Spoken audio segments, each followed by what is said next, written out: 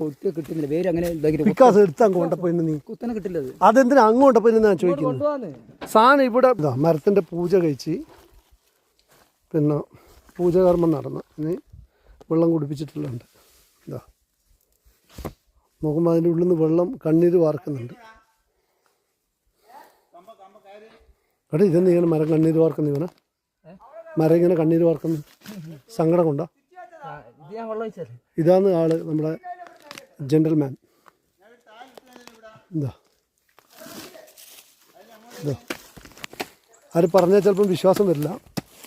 മരം കണ്ണീര് വാർക്കുന്നുണ്ടെന്ന് പറയുന്നില്ല. ഇതാ നോക്കിക്കോ, ഉണ്ടോ വെള്ളം. മരം ഇങ്ങനെ കണ്ണീർ വാർത്തുകൊണ്ടേ ഇരിക്കുക. മുറിക്കുന്ന സങ്കടം കൊണ്ടാണോ എന്താണെന്നറിയില്ല.